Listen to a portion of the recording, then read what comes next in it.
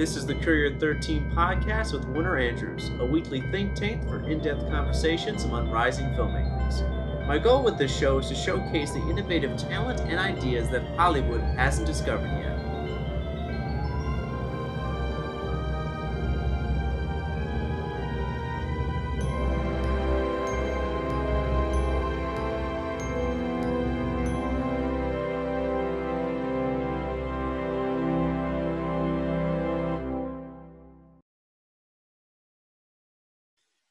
Hey, what is up?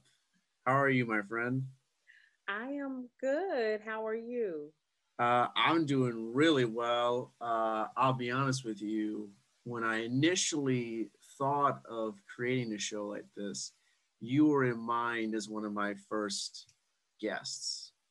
So the thought of you being a guest that like came into my mind as soon as the show was conceptualized. So I'm happy that we're here doing this right now. Oh, I'm honored. Thank you. Yeah. Well, so I mean, I guess because not everyone knows who you are, would you kind of like to introduce yourself a little bit? Yes, like I'm the producer with two names. So Right. Yeah, you have two names, so it's really confusing. yeah, so legally I am Danielle, but in the world of entertainment and film and television and publishing, I am Jordan Rivers. I just thought it would be best for me to remember why my goals are so important because they're not really about me. So if I'm this other person, then I can't ever get in this mood of, oh, what about me, or want to give up, because this person Jordan that I've created doesn't give up. Um remembers that her goals are not about her, and I think in a time where people are so selfish where they don't even want to wear masks to keep other people safe, that this is just confirmation that I'm doing the right thing for me as well as others, to continue to put them first. So here I am. That's really funny, only because I mean that's beautiful. Thank you. It's only funny because I'm thinking about I'm like, oh, so that's why she has the other name. I just made up a name for myself because I thought it was cool. But your reasoning for doing it is so much better than my reasoning for doing it. No, that's awesome. And yeah, that's I think that that's a really good way to look at it. You're when you're assuming a new identity, I feel like, because when when we're artists, we're connected to our art, but there's also this detachment that happens Mm-hmm. along the way because we have to, or we'll get like too invested and we become too like invested in the ego of it. Mm-hmm. So I think that approach of like stepping back and being like, well, I'm doing this, I'm creating this part of me to serve, to give art, to give something to others. So it isn't about me. This new identity is for the betterment of others. Absolutely. I think it was Jill Scott. I was listening to the battle that they have. I can't remember like the name of it right now, but it was Jill Scott and Erica Badu, and Jill Scott broke it down and said, some of you artists out there, you're just holding on to your artistry and it's not even yours anymore. Once you create it, you give it to those in need. Mm-hmm. And when she said that, I'm like, oh my gosh, and as an artist, you just, it's so close to you because you're exposing your emotions, you're exposing fear, all of these things that people go through is just exposed. And but exposing yourself actually helps other people. So it's like, create it and push it out there. Yeah, it's it's so weird to think about that because it's so true. Once you put it out there, it is no longer yours. It's everybody else's. Mm-hmm. And no one's gonna care that like it was hard to make it or like it took a long time writing the script Like no one's gonna care about that because that's all your ego. Your Mm-hmm. ego is saying, well, y'all should love this because of all the time it put into it. But it really, but it only the only thing that matters is the quality of the work. You know, someone can make a really bad movie or TV show and put a lot of effort into it, but that doesn't make it good, as everyone knows. I mean, So true. we've seen more bad stuff than good stuff. Yeah. So at least I feel that way. Um, it's it's crazy. It's crazy to think that way because it's so hard to at least in my opinion to at least I think for me specifically to detach from the ego Mm-hmm. because you have to use the ego to propel you to do things because if you don't have it you're just going to be like, well, I don't want to do anything, I don't care. Yeah. I But mean, it that's like the way of the artist. Look at Beyonce. When Sasha Fierce comes out, you know, Sasha is ferocious and, strong, independent, but that's, I'm pretty sure that Beyonce, you know, is can get nervous about being transparent. yeah, it's with that's so funny that you brought that up because I was watching an interview about this psychologist who was like high performance, not just artists, but like high performance athletes, entrepreneurs, business people. So many of them have alter egos. Hmm. So many, like as you said with Beyonce and Sasha Fierce, that's her alter ego. So when she steps into that ulterior self, she becomes her more fierce, independent version of herself. And the psychologist was basically saying he was also like like a mental coach, and he was like anyone can do this. And I have found that in my own artistic journey, like I wasn't always confident enough to like talk to people or like assemble a crew or talk to producers like yourself. But I eventually one day said, okay, you're not just you, you're this bigger thing, you're this other person that's bigger than yourself. Mm-hmm. So when you need to do these things, you should be Warner Andrews, not Timmy Warner from Downers Grove, Illinois. You know what I mean? See, I love it. Yeah, it's yeah. I've never deconstructed it like that before, but Mm-hmm. that's really what it is. It's I think almost all artists have alter egos, whether we Oh, admit it or not. yes, I You don't agree. even have to give it a name. No, you don't. You don't if you don't want to. I mean, Kanye has been Kanye for so long, and the bigger his ego got, he became Jesus. Um, so I mean, Right. yeah, we all at some point um either recognize it or don't.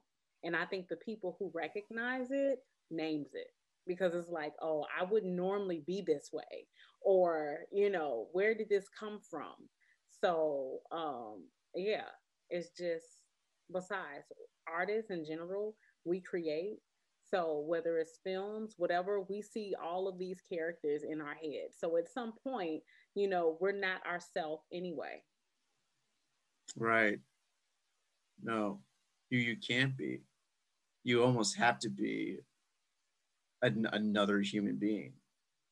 Pretty much. And I think people who are not artists find that weird. They're like, oh, why like my mom when I told her that like on the credits it would be Warner Andrews, she's like, why would you need to do that? That's so weird. And I think a lot of people think it's kind of like pompous and like you know self-aggrandizing, which in a way it kind of is, but I think it's necessary though. I think it's not just for self-aggrandizement, it's for showing. It's like when I made this film, when we thought about when we thought about the ideas and how when we were in that zone to create this film, I wasn't me, I was something else. I tapped into a creative side of myself to do this. So that's why I'm giving credit to this and not the other me, the other person, my default person, if you will. I get it. I get it. Yeah. Yeah. I'm just Danielle to, family and but once I start working, even my son said I scare him a bit when I'm in work mode. He was like, you're not mean or anything. It's just like it's a different you and I'm not used to that you. And so, because at home I play a lot. I chase my kids around the house and, make my sons kiss me and all that good stuff. I'm like, give me a kiss on the cheek. So I'm like, I'm the cool mom. But then when it's time to work, I'm like, okay, let's go. Well, that's the amazing thing about you, and I definitely want to get into this. Like, you're not only just a successful producer and a very sought out producer, you're also a mom. Like, you are the cool mom. You're like a full time mom, and you produce TV shows and movies. What is that like? Because and maybe there's somebody listening who is kind of in that same boat. Like, how do you do that? Oh my gosh. So, oh my gosh. I feel like let me sort it out for a second. But I had my oldest when I was 19 and I had an idea of what I wanted to do. I'm like, oh, I know I want to be a writer. And so I was in school when I had him. And so after I graduated from undergrad at Columbia College, I got married and I had my second son. And so I devoted a lot of their younger years. It's just like being that mom, I'm up at the school, I'm helping out, for different events at school, helping them with their homework, doing all of that. And then finally I said, okay, well, let me get back to me and what I want to do. I knew that eventually I was going into film. I just didn't know how I was going to get there. And so I went to grad school at Full Sail University. Took the online course because I thought it was going to be easy. Not. I cried every single month because they took a 3-year program and put it all into 1 year. So Oh, every month I was in a different class. And you had to get everything that they wanted you to learn by the end of that month, or you were going to take that class over and it was just going to push back your graduation date. So I was able to, do that program, still be mom while the boys are, at this point getting older. And so now at DePaul, I have Jeremiah is now 19 and Josh is 13 and in 8th grade. So now they're a little bit more independent. I can leave the house and they have grandma, they have my husband, and they really help out a whole lot. If I didn't have them, I don't know if I would be able to do this much, but I just felt like let me pour everything that I have into you. Is they're young, and as they get older, then I'll have more time for me and to do what I wanted to do. And so when it turned out just that way, where now, they see me going after my dreams and they're like, oh, mom is kind of cool. And I went from embarrassing them, I guess, at school, with all the love. And now, they tell their friends, oh, my mom's a producer and, she's a writer and this. And so, like, I literally became like the cool mom for them and their friends. So, but it's definitely, it takes a village. So if it wasn't for my husband, if it wasn't for my mom, my older sister stepping in and babysitting, maybe once a year, then I don't know. well, you are the cool mom. I mean, I don't know any moms. Personally, when I was growing up, I didn't know any moms who made films. Who the Um, cool moms, right? yeah, no, there were none, no, none at all.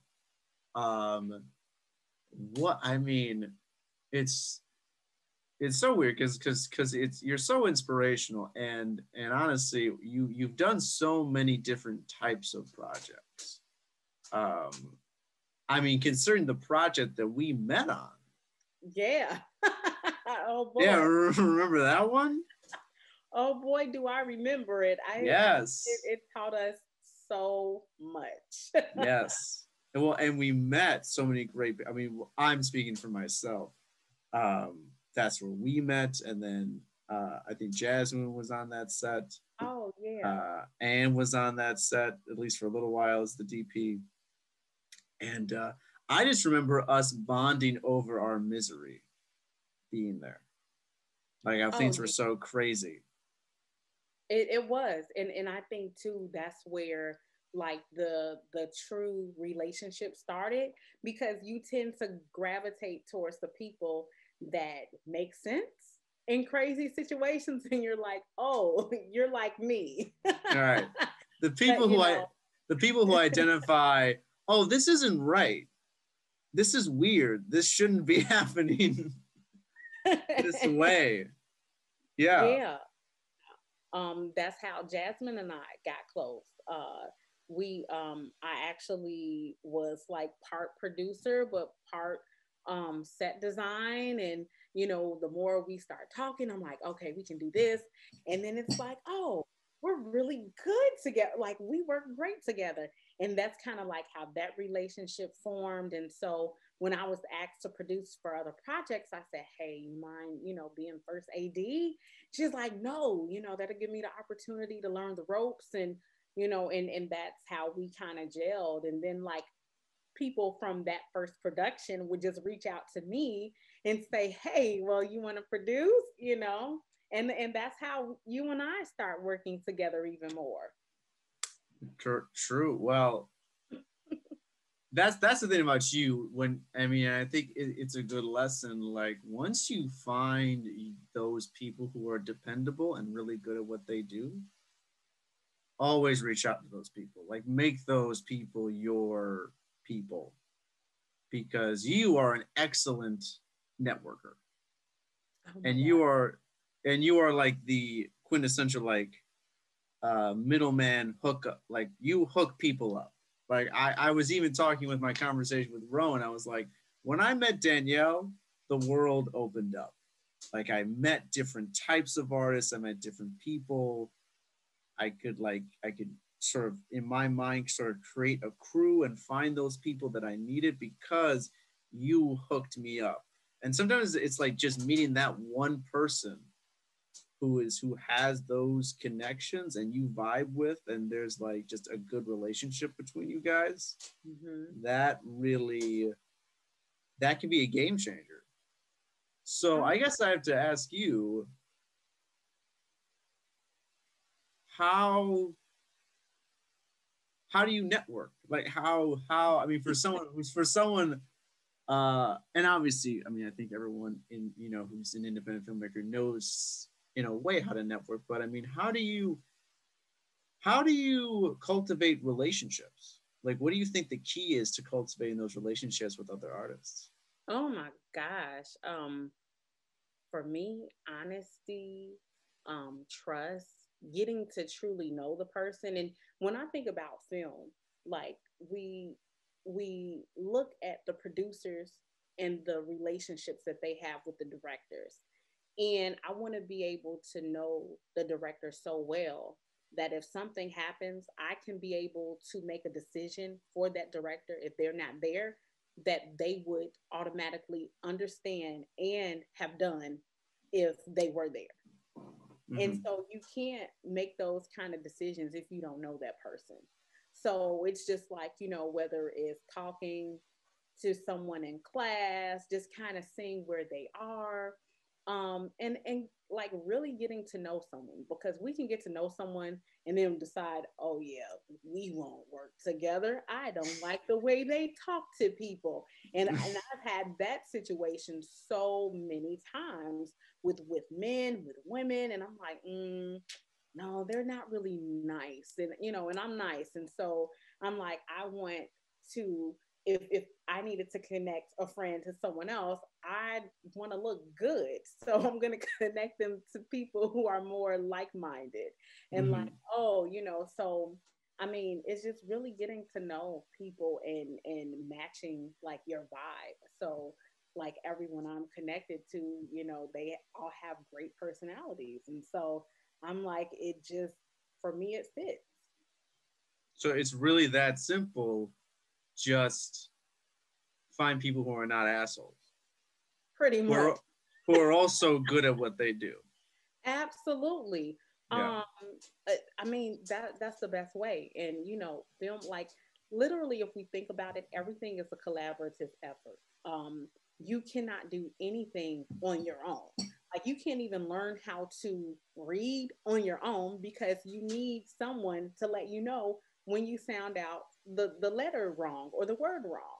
So Mhm. it's just having those connections and just being transparent. And also being transparent when you don't know what to do. Yes. Oh my gosh. Yes. Yeah. Being like I mean I know. Oh, I'm sorry. We can edit that out or keep it in. I don't really care. Um, it's yeah. It's like I mean I learned this pretty early on that you can't. The reason why there's so many different jobs on a film set is Mhm. because the tasks that are required for certain elements to make a film are so niche and specific that you need an expert in that thing to do it. Mhm. And I think directors need to understand this, and producers, really anyone on a set needs to understand, like, hey, you got to appreciate what everyone is bringing to the set because they know something that you don't. Yep. I mean, you can be like a rounded out person. Like, I mean, I know the basic elements of editing, lighting, cinematography, stuff like that, but I can't make an award winning shot. Do you know what I mean? Like, I can't mix sound. I can't make lighting that is just stunning. I Mhm. need these people. So it always concerns me when I see directors or I hear stories about directors who are very impatient with their people and don't trust their people to do the jobs that they've been hired to do. Now, I'm Yeah. not, yeah, like I'm Yeah. not saying you might hire someone who is incompetent and then you realize that down the Mhm. line. I'm not saying that that doesn't happen, but a lot of times beefs that happen on set are like when like the authority figure, either the director or the producer, is just like, why aren't you doing it in this way? And why I wanted this shot done 15 minutes ago or set up 15 minutes ago. Like, what's taking you so long? It's like they need to do their thing the way that they need to do it. Otherwise, you're not going to get the shot that you so desperately desire. Oh my gosh, you're preaching to the choir. Like, I mean, even like the first orientation that I went to at DePaul, they were like, get on set, get the experience so that you understand what we're telling you. And I mean, you're so right. And then we need people. I can't be a good producer or even a great producer if I don't have people that I can reach out to when other directors need assistance. And it's like, some directors may be newer than others, and it may be their first time directing, and they're like out on their own, and they don't know like where to start. And so it's like, okay, well, if you're just starting out and you may not have the people that you need, then I have people that I've worked with before. And so you always need people, in film, because I mean, obviously we can't do everything ourselves.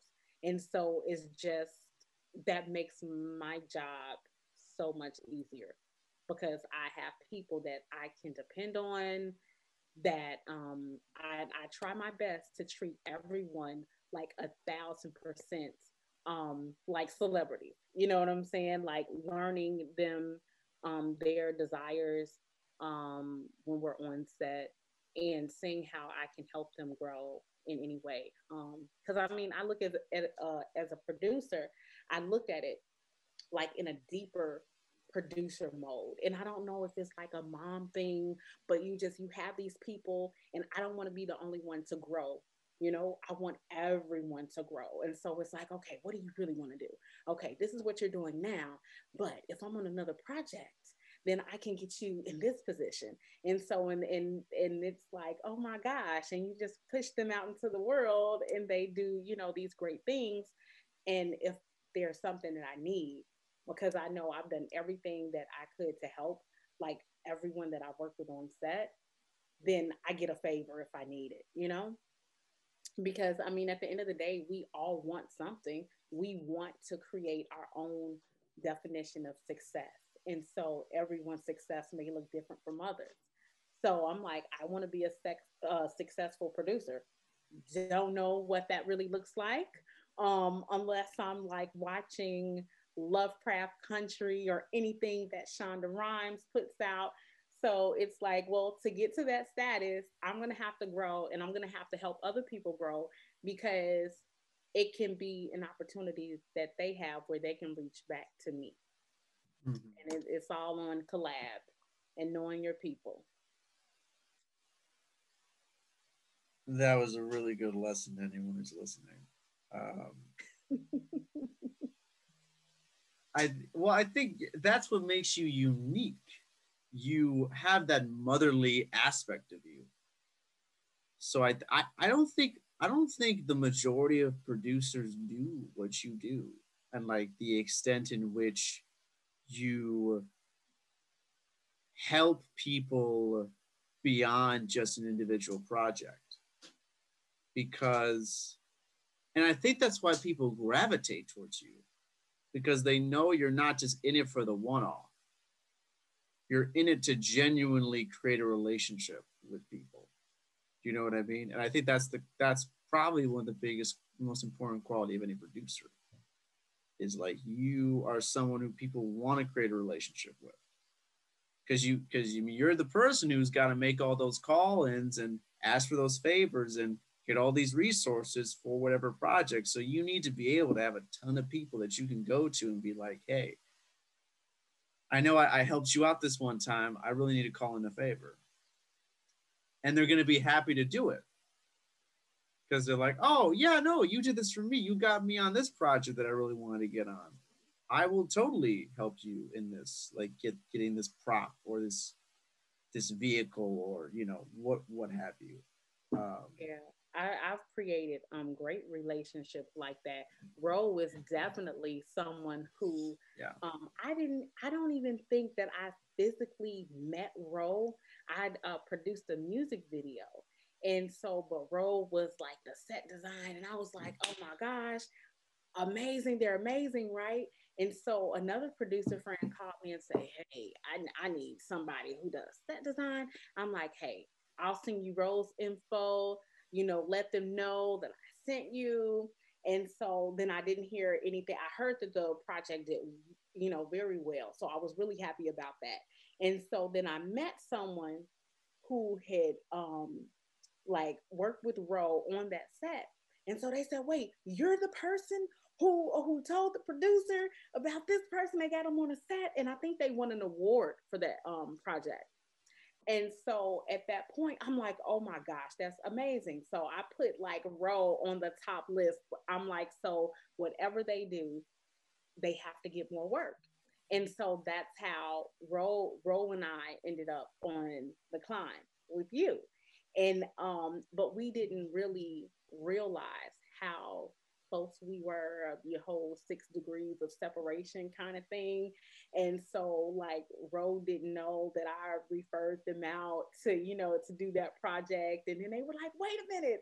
And so it was just like this whole eye-opening, deal. But it made me feel so good inside that like I was helping someone who didn't even know it for a while, and to get this like really heartfelt reaction from Ro, I'm like, oh my gosh. like that felt so good. So then it's like, oh my gosh, who else can I help? Like, let's do this. Yeah. It's an infectious thing when you do something like that for someone. You're like, you want to do more. Yeah. And so Hmm. I got to do it for everybody now. I can't just do it for one person. Yeah, no. That I mean, I am so grateful that you brought Rowan into our lives. Um, and me and Rowan were talking about that when they were here. And yeah, no, it's tough to even put into words how like because I hate using the word luck. I never like using luck. I think luck's too it's too much of a throwaway line when someone says, "Oh, I got that because of luck." I was like, "Well, no, you probably had to set up the situation where you were in a place where you had the opportunity to get such and such." Hmm. But me going on to Gary's set and meeting you and then me and everyone else, that was literally just like I was just like, oh, I should probably do this. This would probably be a good way to start networking. And then thus this happened. All of this, doing the climb, and now we're making a TV show now. Isn't that crazy That to is say? crazy. Like, Making a yeah. TV show now. I Yeah. mean, and it was fun. I'm so glad we did the climb together. It was such a unique experience because I had never produced anything outside of Chicago. So here Yeah. I am, like, oh my gosh, how do I do this? And then it's like when you look at the location, like we were literally like in the middle of nowhere, like, and it felt like 1,000 of us in this cabin, and I'm like, how am I gonna feed everyone? How I'm gonna do this, do that? And so it was like putting that plan together. But then things change when you get onto location, and so then it's like, okay, this is different. Let me see what I can do, and this and that, and you know but it was a great experience. I think a lot of us came out more so family than friends. Yeah. Yeah. I think it'd be tough for you not to after everything that Yeah. we went through. Because I mean, Hmm. when you said things change, that's like the biggest understatement of the century. Things changed a lot once we got there because they had to, and we had a lot of challenges. And I mean, we have a cut, and I like the cut. That's crazy to me. I didn't think I'd like the cut.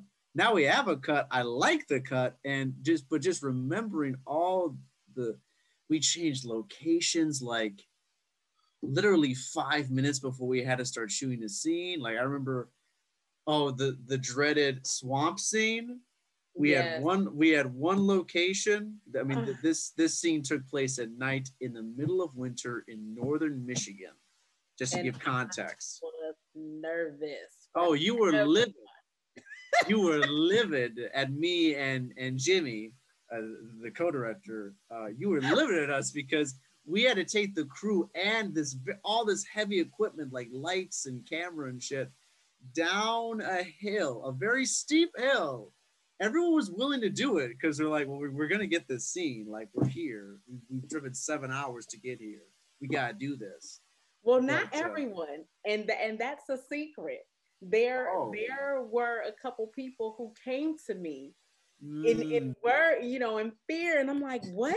And I'm like, so that's where that like mama bear is like, I can't believe you guys are doing this to me, like, and and I think I just came back from like a meal run, and so and the meal run was like 45 minutes away because we're in this small, very small section. I'm like, I could have went to Home Depot and got some more safety thing, and I'm like, and now I'm here, and it was just so crazy. So yeah, I told them that I would never reveal who they were, uh, but I'm no, I'm sure that there were people because again, like it was in the middle of the night, Mhm. snowing. I mean, it was beautiful when you see that the scene and how it's Oh yeah, shot and the snow. It is beautiful. beautiful. It is beautiful and the lighting is really good. Um, but no, we had to switch locations that day, and me and Jimmy and I'll give Jimmy credit. Me and Jimmy went into that, and we just like blocked that shit in like 5 minutes. And he was really instrumental in that. And we, yeah, we did that in like 5 minutes, and we somehow did it. But it was such a dangerous change. It was, and I'm like, oh my gosh. I'm like, I hope this is not the beginning to the end. Like, I was so freaked out. I'm like, I can't believe it. Like, I just remember being in the cabin, like praying, like, please don't let it again. Please don't. I'm like, and then we got this kid under eight. I'm like, Oh yeah, oh my Jack was there, yes, our Jack is 8-year-old actor. yes, such a sweetheart, and I'm just, I'm like, okay, so if we screw this up, it is a wrap for everyone on these credits. Because yeah, not only could someone like trip and fall, but like it's like hypothermia and frostbite is like a real reality at that point. It's damaged equipment, you know. Yeah, yeah. We were taking so many risks. We didn't even understand what we were doing. We're just like, Oh, well, shit, the location's gotta change, guys. We found this really cool area. It's down this hill. It's down this really yeah. steep incline. I hope we can do this. Oh my gosh. And I think too the last projects that I produced before COVID, I had another producer on set, and when I tell you, it was so much relief. It was like me not having to do everything. I'm like, oh my gosh, where where have they been all my life? Oh, yes, more producers. Bring them, bring them, bring them. But it had just got to a point where there were just so many requests for me. People were like, what are you doing? Can we learn what you're learning? What you're doing. And I'm like, yeah, I'm just really doing what we learn in school. So, you know, But you're doing a little extra. I mm, mean, yeah, I guess so. you read stuff like you're a very like learned person. So I mean, it's not you're not just relying on the DePaul curriculum. Um, Yeah. So, but I mm, mean, like, so was the climb the last one you did without an extra producer with you? I want to say no. Um, it was World 4 Level 2. It was Okay, it, yeah. that was the last one I did without a producer, and then I produced Pandora's Envelope for Cachet, and it was Daniel who is it in the cohort after me, and then I produced two of Anthony's shorts with Ryan. And so what had happened was DePaul had like, or I don't want to say DePaul, but the instructors didn't like really break down how the second year films were going to go with the directing students there. And so everyone realized that they had to direct their second year film within the same month. And before that month, I had already agreed to produce for like three or four different people. And so I had to reach out to the instructor to say, hey, can you make sure that I'm not producing like all of these films in the same weekend? And so they're like, you're producing all of these? Yes. So then it was, working with Wendy on scheduling and making sure. So it was like Jasmine's was first. Then I want to say Cachets, and then like Anthony's.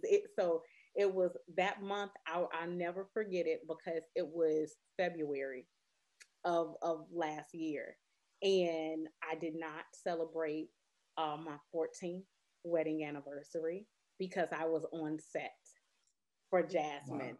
Yeah, yeah. And so, my husband, he's like, we can celebrate during the week or whenever, but I know that this is something that you love to do. So he's pretty understanding. So I had to make that up to him. Um, and then yeah.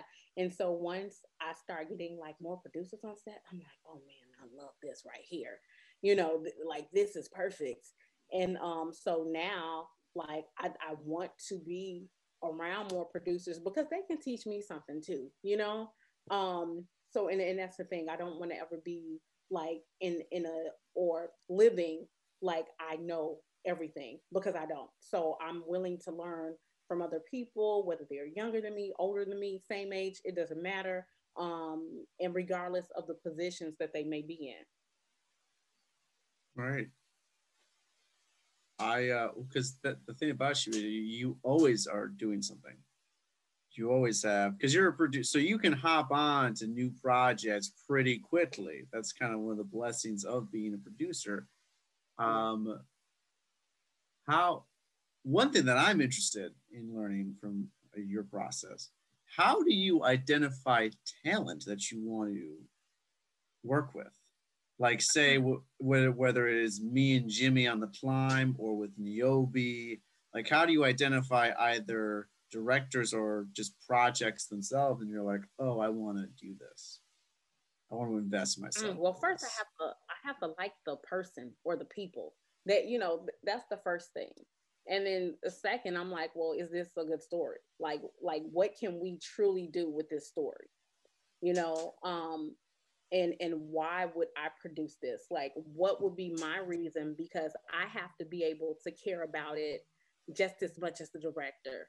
Because if I don't, then that means it might not get done because of me. Mm-hmm. So I, look at the story, and then if I feel like, oh, okay, well, I can definitely work with it, and then I like the directors, then that's pretty much how I end up, working with anybody. I think I've worked with Jasmine the most on any project. I always bring her on set, just because she's always wanted to be on set, is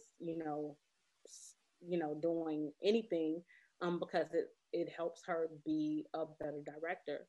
And so because I know like that's her goal, so it was a win-win when she's like, okay, so you're going to produce my second year and my thesis, right? And I'm like, right. So, and I didn't even need a script. I just, because I know the person that she is, and the kind of films that she wants to direct, I already knew that I would like it, just based on her. And it's like, okay, well, when you're ready, send it over to me so we can, so I can read it. I can, send you notes. And it is like, I have to know that it's going to be a double-sided relationship. Like, are you going to be able to take constructive criticism from me? As a creative producer, I do have some say so in where, in how to fix the holes in the story or how to improve it. So, we have to be on the same accord and understand like my reasoning for stuff. Like you said, I'm constantly reading. I'm constantly looking at features. I've been studying TV sitcoms lately, and so it's just I'm constantly working, because the better producer I am, the better director I can help someone else be. There you go. How did you? What made you agree to do? I mean, how?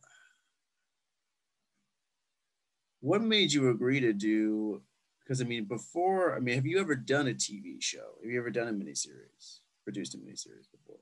No, but I wanted to. I've always wanted to. So it was just with Gary's show. I was like, oh, this will be a great, chance. And then I was like, okay, maybe not.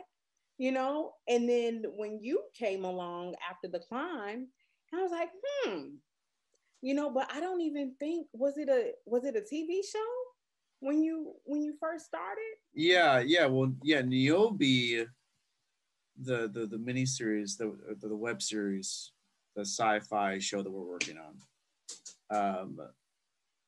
That started off as a short film, and then I was like, oh, I'll expand this and make this an even bigger short film, because I was, I don't know why I thought that would work. But in hindsight, that was pretty stupid. Um, and then eventually, our mutual friend Justina, who is like a producer and just does many different things.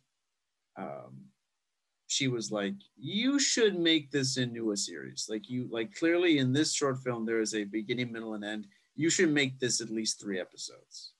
I was like, "Oh, well, that kind of changes things up.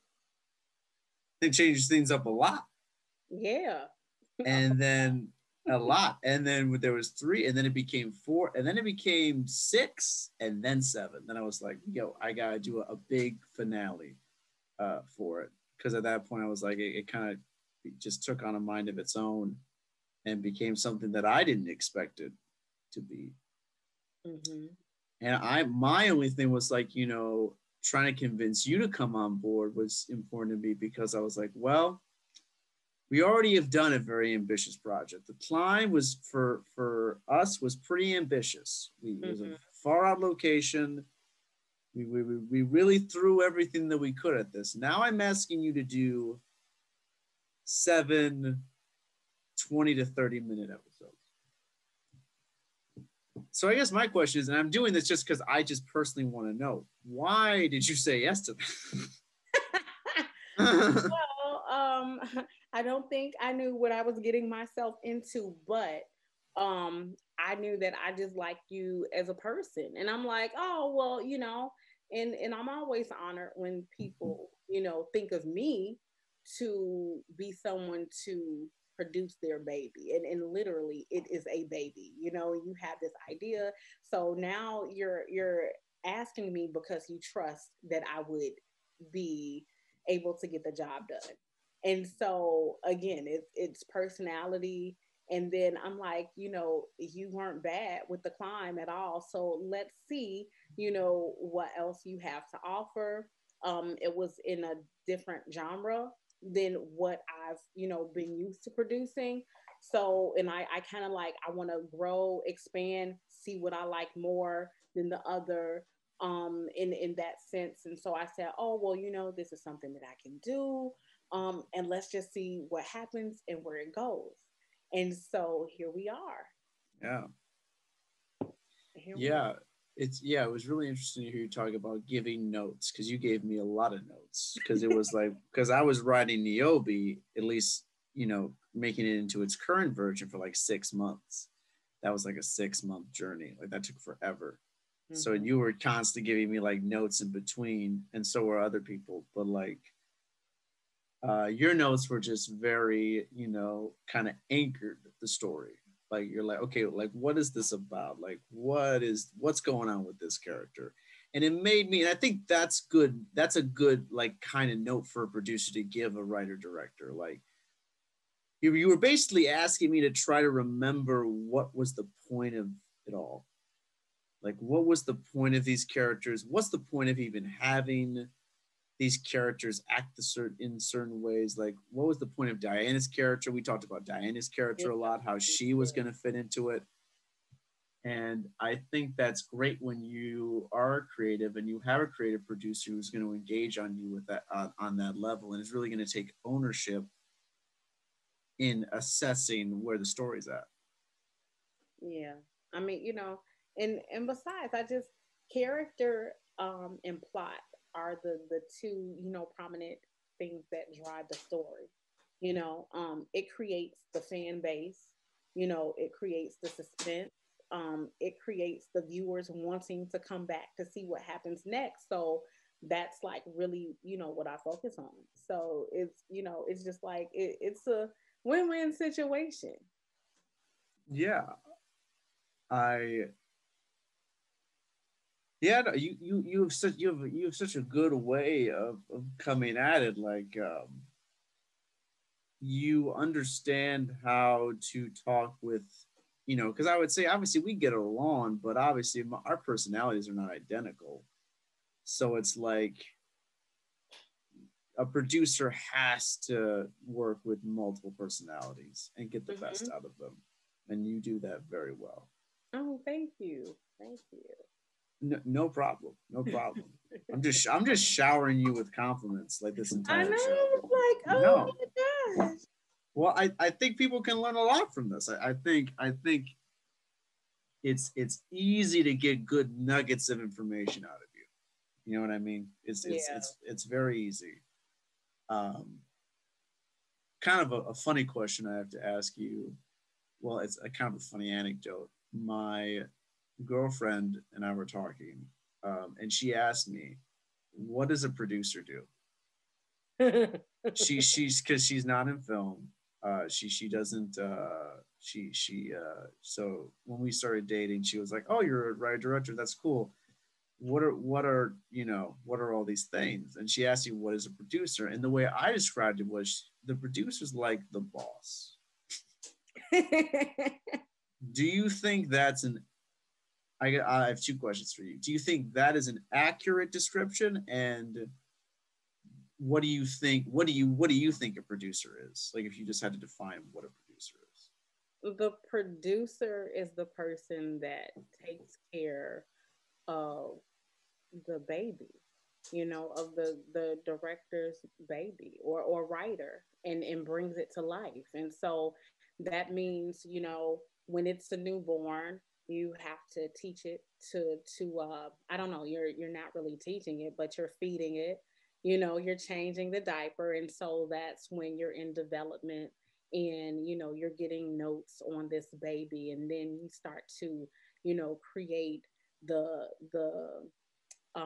different safety measures for the baby, which is bringing the crew in. So when the baby learns how to crawl, you gotta cover up all the plugs and the edges and everything. So so it's like building this protective. And so when that baby starts to walk, that's when like the production happens. And in that first birthday party or second is when it's all said and done and out on different media platforms. So I look at it as a baby. So it's getting it done. So, but I would also say that the director is a boss too, you know, especially in film. They are king in film. Well, I as far as a film set, I describe the director as the leader. But Mm. leader does not necessarily imply boss. Like, because I mean, the producer can come to the director and say, "Yeah, you know that shot you really wanted to do. So we don't have the money to do that. So we're gonna have to do this instead." Like, in certain aspects, as far as budgeting, a producer can supersede a director in their authority. Yeah, But the director is the leader in the artistic vision, especially in film and in TV. Um, absolutely. but it but yeah, no, I just wanted for people listening who didn't know what a producer was, because we've been talking about this, so this whole episode is about what is a producer. I thought that Okay. they should know. They should have some context. I mean, you're essentially the person who creates the scheduling, creates the budgeting, finds the Mhm. crew members, gets everyone on board, raises the money if need be, you know. All of that. It just when you break it down, it just seems so tiring. It's like, yeah, that's what happens. That's what we do. Um, but I think that a lot of that is kind of easy, you know, just getting it done. Well, especially if you've been doing it for you have a couple of projects under your belt, you're like, oh, okay, I kind of got the hang of this. You know, Hmm. there's a way to go about it. Yeah, yeah. Yeah, Um, I think a lot more people could be producers if they just understood that. They true. understood that there is a process, there is a way to go about it. Personality does matter. It You does. need you need the right personality to be a producer, but if you got that, or if you can acquire that, then it's just learning the mechanics, Yeah, definitely. I agree. which isn't, I don't know. Again, I've never produced anything, so I don't know. I've never. I feel that writing and directing are hard enough for me as is. They keep me challenged enough, so I'm just gonna maybe down the line, but Not as of right now. I don't think, unless Rowan. Well, me and Rowan were talking about she wants to eventually produce a script, a short film Okay. about her transitioning or about a character transitioning. Okay. Um, Oh, yeah. I remember and they mentioned that. yeah, and I would definitely co-produce or help with that in some way. Oh, yeah. You got to let me know if you do it so I can give you some tips and make sure you have what you need.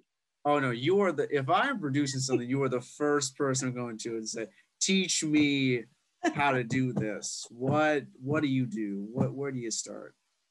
Um, but I just think the idea of Rowan directing something would be really interesting. Oh, absolutely. Hands Yeah, down. yeah, So they have so much to offer. And I just think so much like goes on in their mind that is so artistic, just their thought process. So it would be great to see what Rowan directs. That would be great. yeah, yeah. Yeah. When that happens, that will be an interesting thing. Interesting thing to see. Mm-hmm. Indeed. Well, this has been amazing. I honestly, I feel like I know you better now. Having I didn't think that was possible, but I, I feel like you're just such a fountain of information. I want to ask you more questions. I feel like there's more where we could go. I guess I will finish though with this.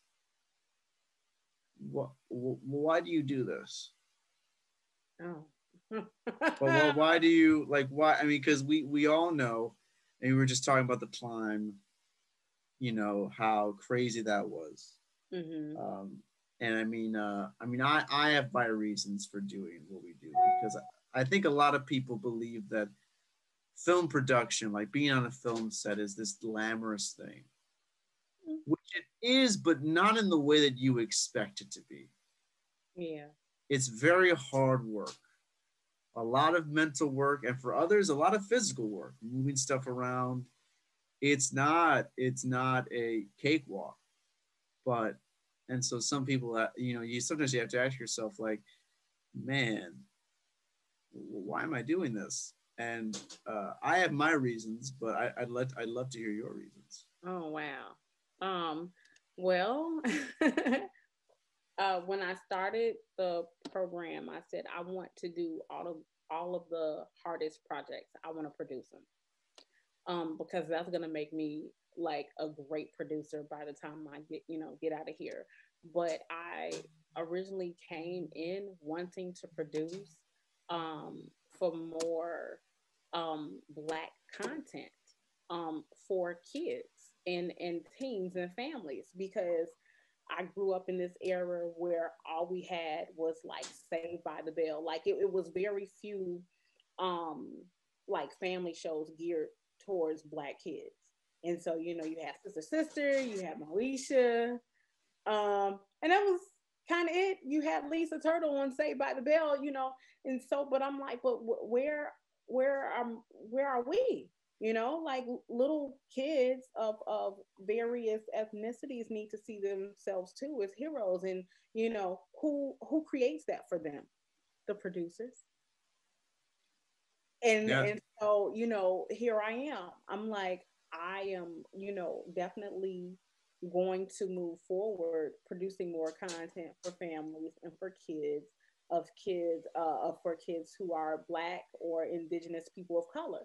And so that's just the lane that I'm going in. And so and that means if it's sci-fi fantasy for kids, for families, then that's one. If it's going to be comedy, if it's going to be drama, then um that's why I'm here. That's why I'm doing it. yeah. For you, it's not it's about the impact of these stories. Absolutely. I mean, representation matters. It makes a difference. I grew up not thinking that I had a chance in film until I start seeing more black females in film. And so I'm like, oh my gosh, if I am in my 30s realizing that representation mattered to me, then how many kids out there don't believe that they can do something because they don't have it in front of them? And we all know media is persuasive, you know, could be inclusive at times. And so it's like, how do we inspire kids to be doctors and lawyers and presidents and, you know, politicians if we don't have those examples in front of them, not just in their communities, but on TV? Why do they always have to be the drug dealer or the drug addict or, you know, any of these things? And so that's so important that I be able to produce content that can help change the minds of little kids and inspire them. That's beautiful. Thank you. That's yeah, that I mean, you're doing it for the right reasons. So I congratulate you on that. Thank you. Yeah. My friend, this has been amazing. I want to just say thank you so much for doing this and being a part of what we're doing here, which is about teaching people, inspiring people, letting people see people out there who maybe are timid to to go out there and become filmmakers. It's totally doable. It is. It's It is. totally doable. It is. And yeah, and if people can hear that message, then maybe someone who would have never have gone down the road that we've gone down may decide to instead go down that road. And I'll tell you, we were saying that it's not necessarily glamorous, but it's so effing rewarding. I mean, It it's is. so fun. It is. Yeah. It is. It is a ball of fun, and so I can't wait until COVID is gone, so we can get back to our new normal, whatever that may look like, and hopefully get back on. I'm not okay with that terminology, but I see what you mean. Indeed. Well, thank you so much for having me. I am truly honored. Oh my gosh. I mean, you gave me so many flowers, so it's so great to hear, but you are just as amazing. So, Oh, well, thank you so much. That means a lot coming from you. Thank you, thank you. That's yeah. all. That's all I can say. Well, until we meet again, friend. Until we meet again, my friend, which will be soon. I'll send you that script. I'll see you later, my friend. Okay. See you.